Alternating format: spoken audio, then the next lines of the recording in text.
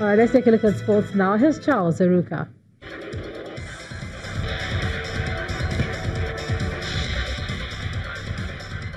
Many thanks, Ijoma, and welcome to Sports News. The torch of unity, which has been making its rounds from state to state, has made a brief stop in Bayelsa State.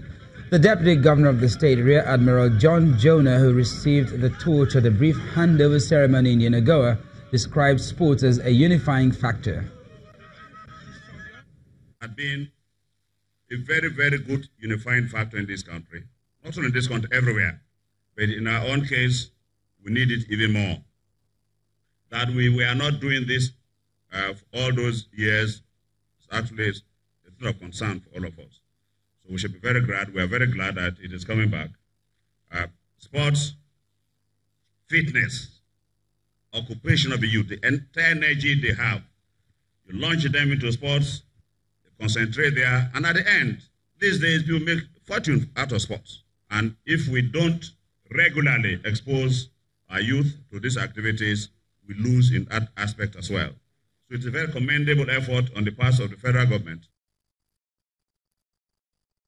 Over in Europe, English Premier League clubs have agreed in principle to introduce video assistant referees from the start of next season. The top leagues in Spain, Italy and Germany are already using VAR, which allows disputed incidents to be reviewed with the use of video replays, and the technology was used at the World Cup in Russia this year. The English clubs were provided with an update on the season's VAR trials, with key examples of its use in the FA Cup and League Cup discussed in detail.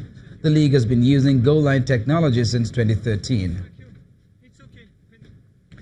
In tennis, Dominic Thiem has clinched his first win at the ATP Finals as he beat Japan's Kei Nishikori 6-1, 6-4 to stay mathematically alive at the O2 Arena. The Austrian, beaten by Kevin Anderson and Roger Federer in his opening two round-robin matches, dominated throughout against Nishikori, who can no longer reach the semi-finals. Thiem dominated proceedings in a must-win game for both men in Group Leighton Hewitt.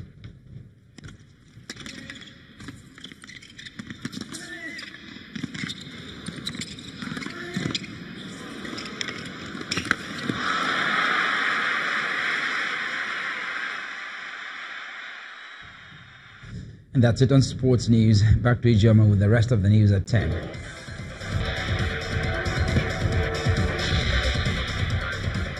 Thanks a lot, Charles. The British Prime Minister Theresa May has said that her new deal with the European Union is in the UK's national interest. During a press briefing today, Mrs May said the deal delivers on the priorities of the British people and would provide jobs and protect the sovereignty of the UK, and that if the nation did not move forward with the agreement, they would not know for sure how effective it will be. He also talked about making the right decisions and not the easy ones. I believe with every fibre of my being that the course I have set out is the right one for our country and all our people. From the very beginning, I have known what I wanted to deliver for the British people, to honour their vote in the referendum. Full control of our borders by bringing an end to the free movement of people once and for all. Full control of our money, so we decide ourselves how to spend it on priorities like our NHS. Full control of our laws by ending the jurisdiction of the European Court of Justice in the United Kingdom, getting us out of the common agricultural policy and common fisheries policy for good. That is exactly what this agreement will deliver. Free movement ended. Vast annual payments stopped. The jurisdiction of the ECJ over. Out of the CAP, out of the CFP. This is a Brexit that delivers on the priorities of the British people. Saudi Arabia's public prosecutor has concluded Khashoggi's murder was ordered by an intelligence officer absolving the kingdom's Crown Prince Mohammed bin Salman of any involvement. Earlier today, the prosecutor charged 111 people over Khashoggi's murder and is seeking the death sentence for 5 of them. Their cases have been referred to a court while investigations into another 10 people suspected of involvement continues.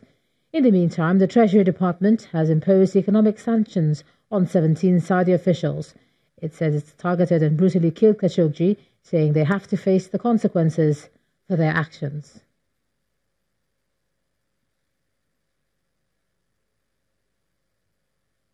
And the main news again. Members of the Academic Staff Union of Universities today resolved to continue their strike after failure to reach a deal at a meeting with the federal government. Another meeting between the union and the government has been scheduled for next week.